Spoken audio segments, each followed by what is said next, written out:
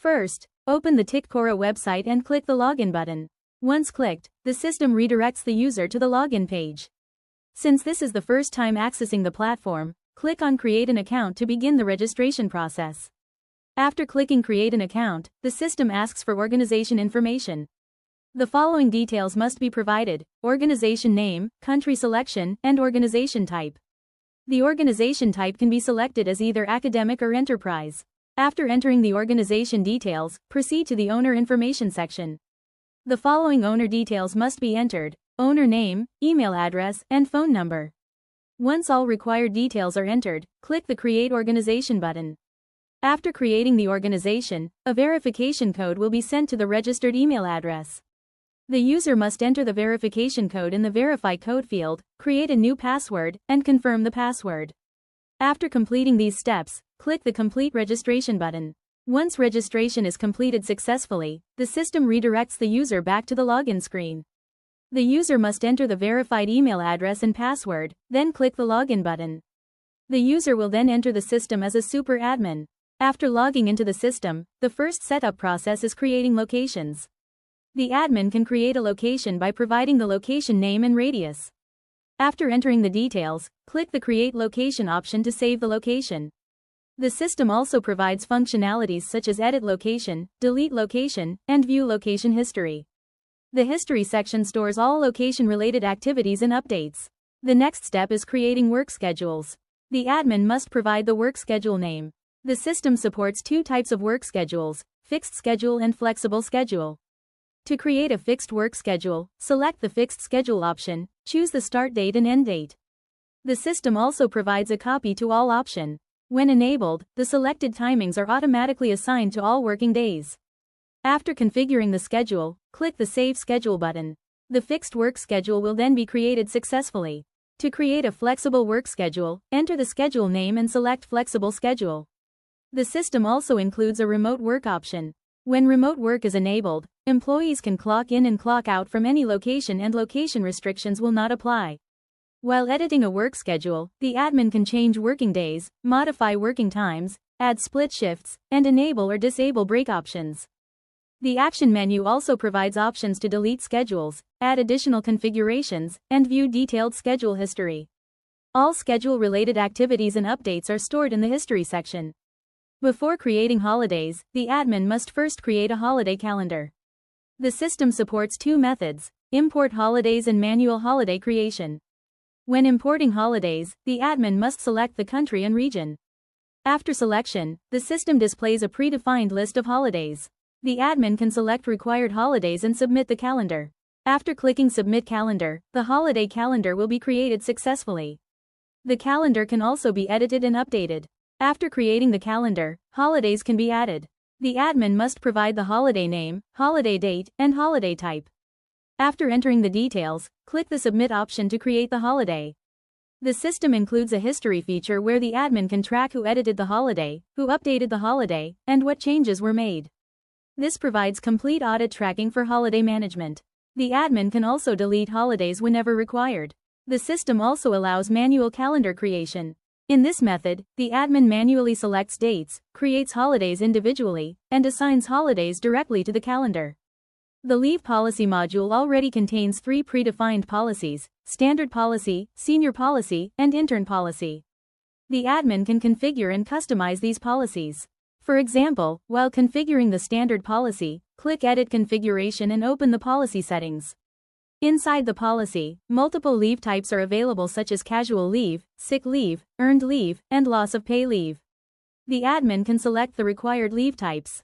For casual leave, monthly leave allocation can be configured, for example 2 days per month. The system also provides carry-forward options and paid or unpaid leave configuration. If marked as paid leave, salary will not be deducted.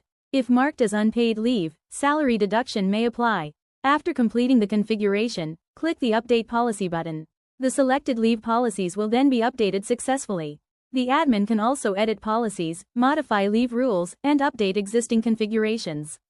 All changes are managed through the Policy Configuration section. And after that, permissions need to be set. You have to set here which access to give to which role.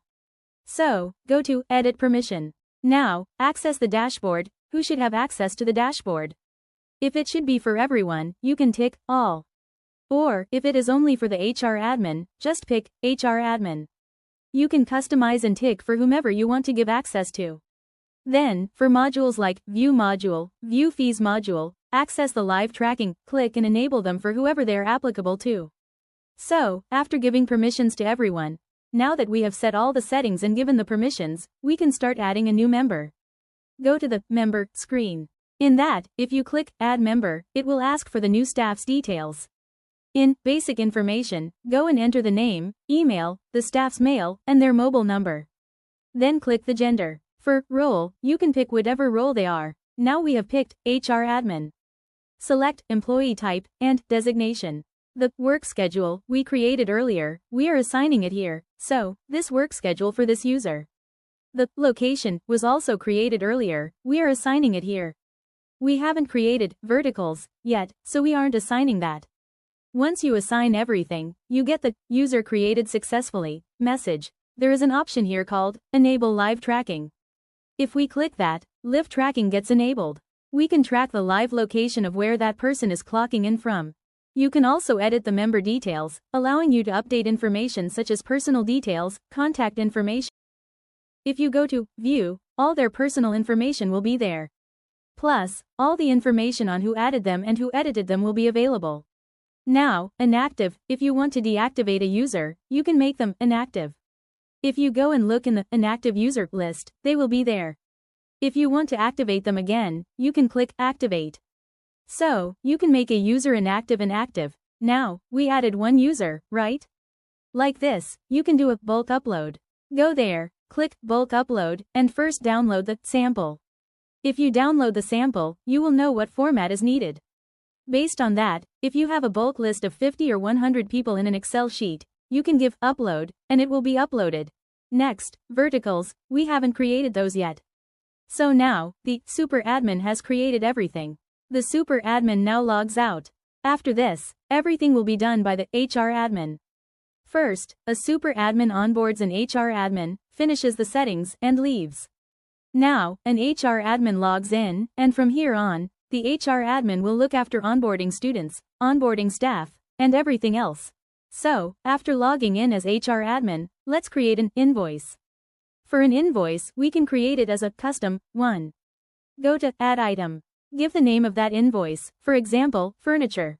Give the amount and the description, the purpose for which this invoice is created. Next, payment, should they pay monthly or one time? Choose that. Then, tax, if there is tax, enter the tax percentage. It will be active by default. So now, we have created an item. If you want to edit this item, you can edit it. If you want to delete it, you can delete it. To create an invoice, we must first create the member to whom we are assigning it. Only then can we assign it. So, let's go to the member screen and create a new staff member named Charles David.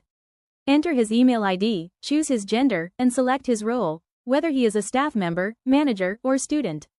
Then, choose the employee type and designation.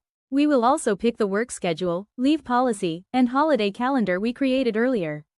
Once you select these, the member is created. If you go to View, you can see all their personal information.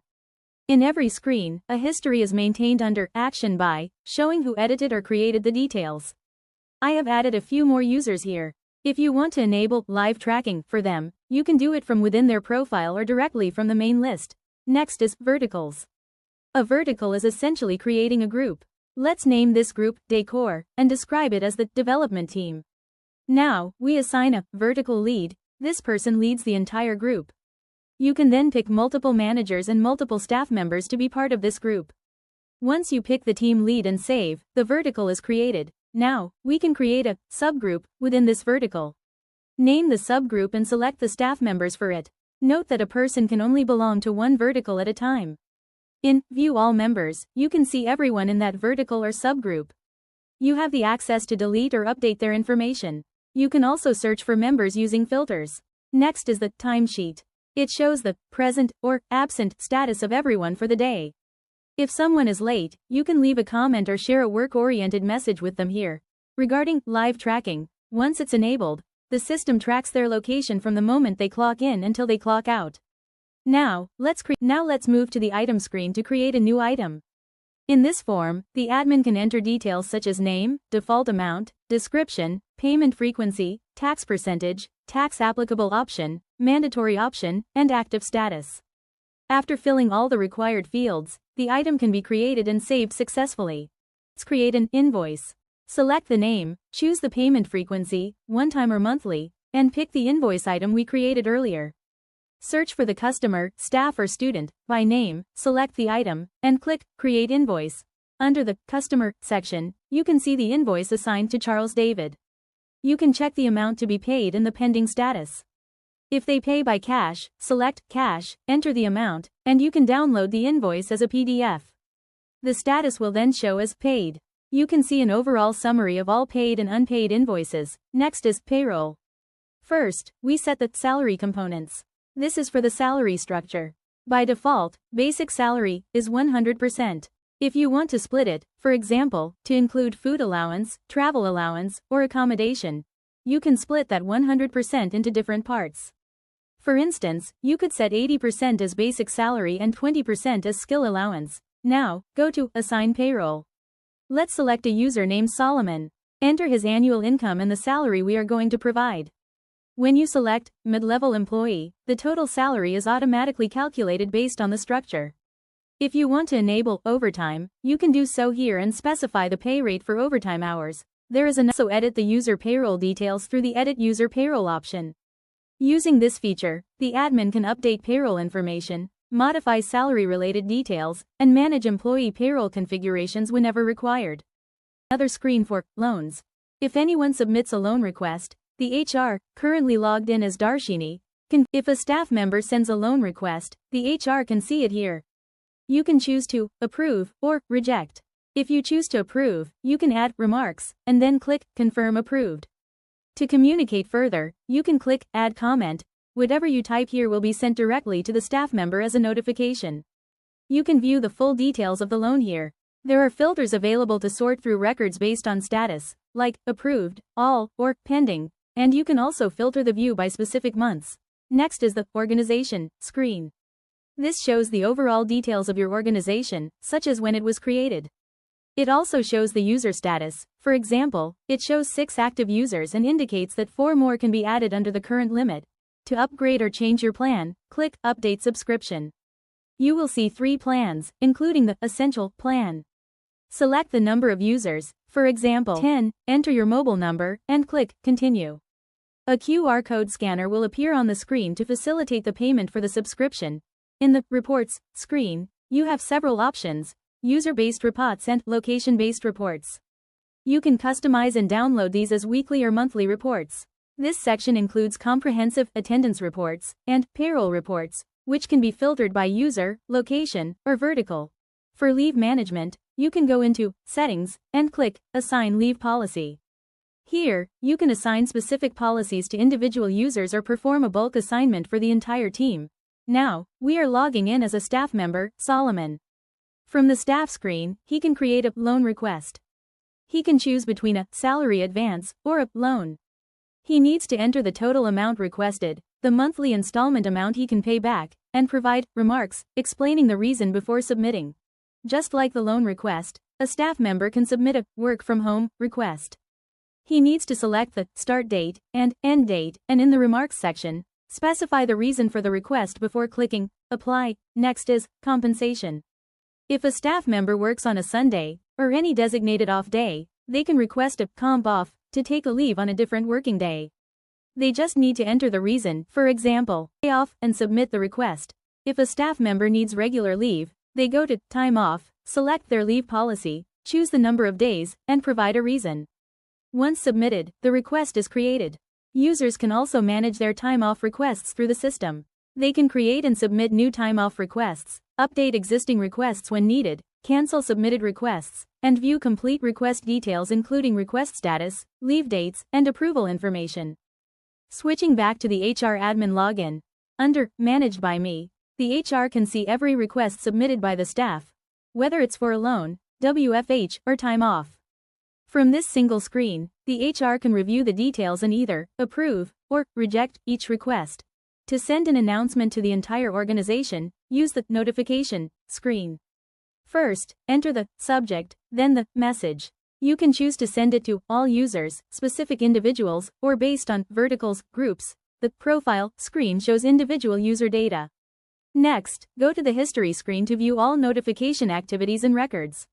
By clicking the view icon, users can see complete notification details such as notification title, payment information, notification type, date and time, sender details, and target audience information. Finally, the dashboard provides a high-level overview of the organization. It displays total attendance for the day, attendance breakdowns, trends shown in graphs, and a list of upcoming leaves for the staff.